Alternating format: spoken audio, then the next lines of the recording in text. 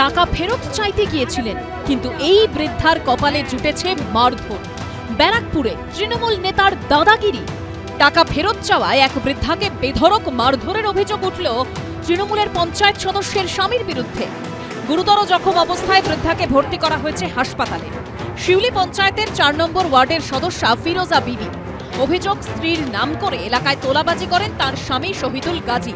শুধু তাই নয়, ছেলেকে কাজ পাইয়ে দেওয়ার নাম করে এক বৃদ্ধার কাছ থেকে টাকা নেন তিনি। কিন্তু ছেলেকে কাজ না দেওয়ায় সেই টাকা ফেরত চাইতে যান বৃদ্ধা। তখনই তাকে বেধড়ক মারধর করা হয় বলে অভিযোগ।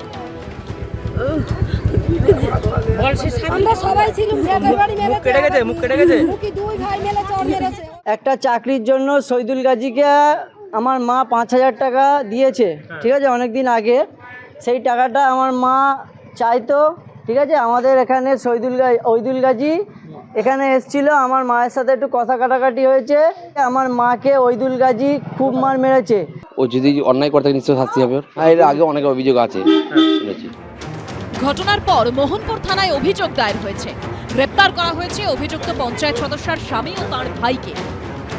এটা আমার জানা নেই, শুনলাম এই ব্যাপারটা।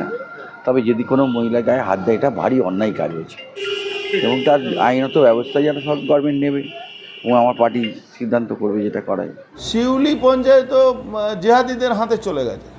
ওখানে বাংলাদেশ থেকে লোক আসছে, ভোটার লিস্টে নাম তোলা হচ্ছে, ওদের বার্থ সার্টিফিকেট তৈরি করে দেবে, ভাড়াতে ওখানে বাবা মা পাওয়া যায়।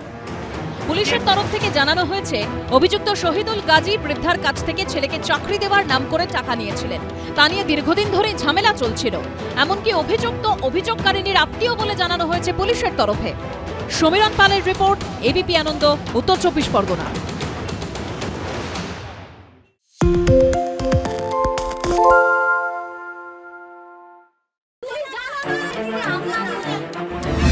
বাংলা চেঁচামেচি চায় না, বাংলা খবর চায়। বাংলা খবর, বাংলার খবর। আরে চাটা দে। এই আমার একটা চা দেন। কি হলো আমারটা? বাংলা পক্ষপাত চায় না, বাংলা খবর চায়। বাংলা খবর, বাংলার খবর। সত্য অন্তহীন, সত্যের খোঁজও তাই, সত্য সন্ধানে তাই আমরা অক্লান্ত, অকুতভয়। এবিপি আনন্দ নতুন ভাবনার প্রতীক, যা মনে মুক্ত, তথ্যে যুক্ত এবং যাবতীয় সীমানার বাঁধন থেকে মুক্ত। সীমা না শব্দটির মধ্যে লুকিয়ে আছে মানা শব্দটি, যেন চোখ রাঙানি এক অদৃশ্য বেড়াজাল, যা আটকে রাখে আমাদের এক ছোট্ট গণ্ডির মধ্যে। একমাত্র সঠিক খবরই গড়ে তুলবে এক মুক্ত সমাজ। সেই জগৎ গড়ার লক্ষ্যে কোনো সীমানার ঠুকুটি আমরা মানব না। এবিপি আনন্দ এগিয়ে থাকে, এগিয়ে রাখে।